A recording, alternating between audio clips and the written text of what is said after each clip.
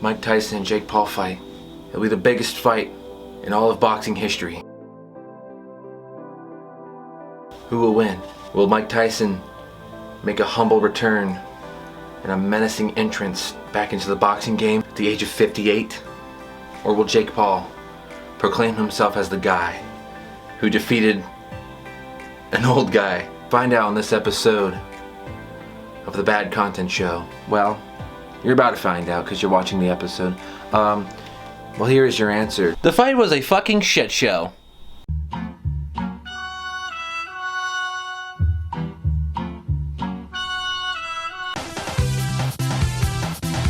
So yeah, the Mike Tyson Jake Paul fight was streamed recently, and let me tell you, people are mad. And what I mean by mad is, I mean, we want our money back, or there's gonna be a riot in the street kind of mad. People over the internet, all over the world, are storming, and arguably is reasonable, because this fight was overhyped all year long, all of 2024. It's November now, and the fight happens, and throughout the entire match between both Jake Paul and Mike Tyson, you notice that the fighting is just really, really boring.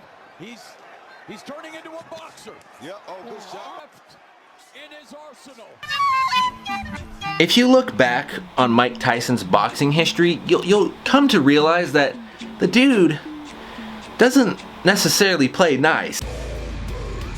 Seconds into the for the left hook, the right uppercut. Oh, right hand down. Tyson is in charge. He's the boss to hold him off. He made a couple losses, but that doesn't mean anything because he also won 2. But because it's his age. His age was showing in this fight. He had such minor fatigue. I think Jake Paul won fair and square.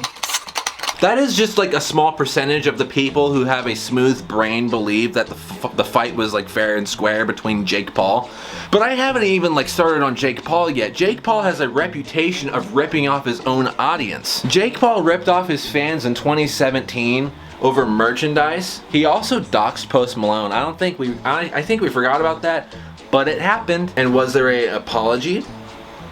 No one cared or remembered. People continued to hate the guy. And then he joined boxing. And then this fight happens. Wow. What a utter shit show. The entire fight between the two was just like two blind guys trying to find each other in a swimming pool. It just seemed just odd and sad. But see, since Jake Paul won, it's like, well, now you have the reputation of beating up an old guy. Who else are you gonna beat up next? Are you gonna beat up Christopher Lee from the grave or something? Watch him just like challenge just like someone completely out of his range here. Oh wait, he did. He also challenged Conor McGregor. Like, I wish you the best, because Conor McGregor don't fuck around. Also, he doesn't do scripts. Yeah, I'd like to see that. This whole fight was streamed on Netflix, which is the worst streaming platform for anything because of the notorious infamous loading buffering circle, and a lot of the times Netflix blamed it on people's internet when it was at the most keenest. I paid a lot of money for this fight, and all of my streaming services just froze, man. They just froze, and I only seen like a few minutes of the fight because of, you know, just how bad the buffering on Netflix just was. I had to like watch it through TikTok because it was just so slow. Being one of those victims, I have like semi-okay internet, but it would buffer, and I missed like half the fight. But I made sure to go back and rewatch that fight. I was paying attention, and I've noticed that like Jake Paul would throw a few punches here and there, kind of bounce around a little bit. When it comes to like round 3 or round 4, you can see how exhausted he looks and just how like melted mentally and physically he is. Mike Tyson, like, they didn't really show too much of his face. They kind of just like showed like little glimpses of him like sitting down. Like, you can tell they're both just beat. Like, they're both just completely exhausted. It's like they didn't train for it. But wait, here's the even weirdest part. They've uploaded training videos of them like prepping for the fight. Like, you see Mike Tyson going ham on this poor guy who's like training him, and like he's just not stopping. He's like a machine gun. Jake Paul's just over here like kind of just doing it for the camera because it's Jake Paul. But if you watch the official fight, you'll notice that Mike Tyson doesn't do anything like that the whole entire fight. Instead, he's just like,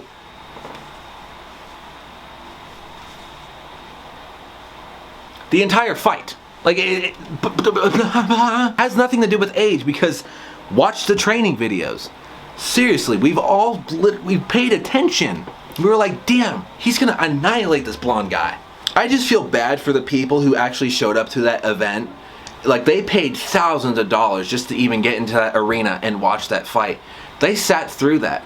A lot of people who rooted for Mike Tyson, because how exciting is it for Jake Paul to die, really? But he just loses like that. Like, wait, hold on, that's fishy.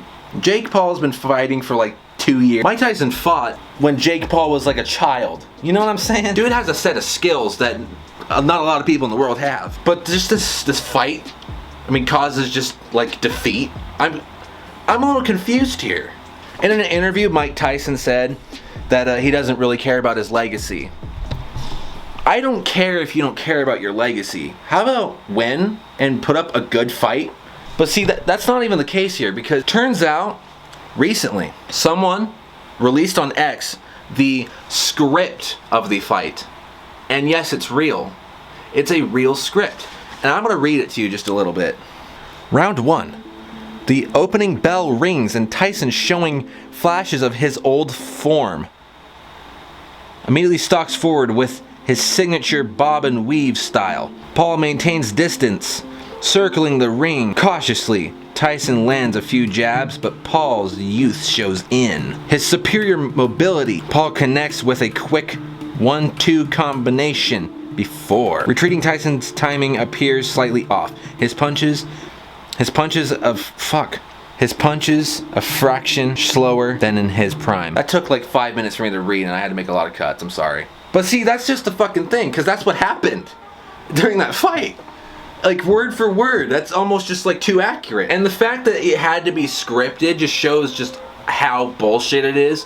People spent money on this. And now anytime Jake Paul fights anyone, people are just not gonna watch, because they're just gonna be like, oh, Jake Paul's gonna win because it's in the script. What's even weirder is that the Amanda Serrano and the Katie Taylor fight was way more extravagant than the main event itself. Like, you've seen those two bad bitches fucking ripping each other apart. One's getting headbutted repeatedly, the other one's just fighting for dear life. Alright, like, that shit's gnarly. Now, you'd think with Mike Tyson and Jake Paul, there'd be some bloodshed. I didn't see no blood. I didn't see anything. No open cuts, no ears were bitten off, no nothing. What the fuck? I'm not joking. A lot of people were just, like, completely set on the fact that Jake Paul would just, like, completely die. What I find even goofier about the entire fight is, like, the entrances. I think I just shit my pants. No, we're good. The entrance of Jake Paul was absolutely the most meming, most abysmal, meme-ish shit I've seen since Skibbity Toilet Riz. He came out in a car, and he came out to that one song that's always played on TikTok or anywhere when it's just like a meme drop. Yeah, he played that song, completely anticipating that he would be a meme.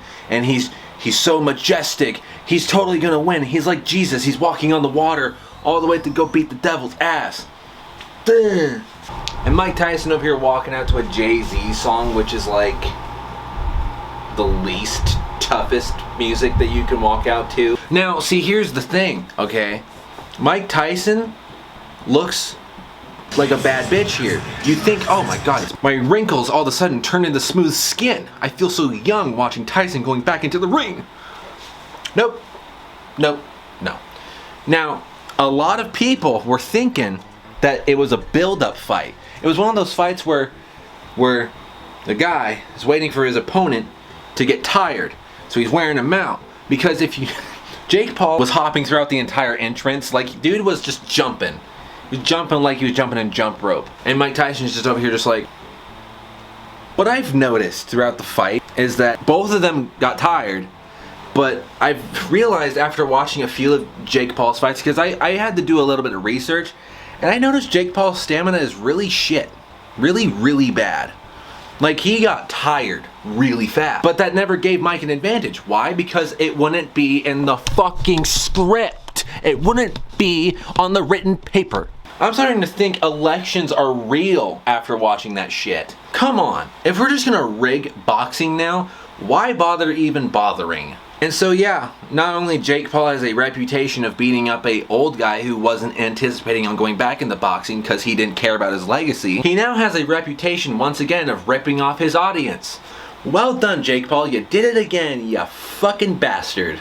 That's all I gotta say about that. Thank you all for watching this video. Next video, I will be talking about something memeish but old, but yet still kinda relevant because it's just a desperate time on the internet. And I'll see you all in the next Jake Paul boxing match. Sure. Here's a bet that I will place. A new video will be uploaded a week from now. Ha! And I usually stand for my word here. No more uploading every like 6 years. If I can help it.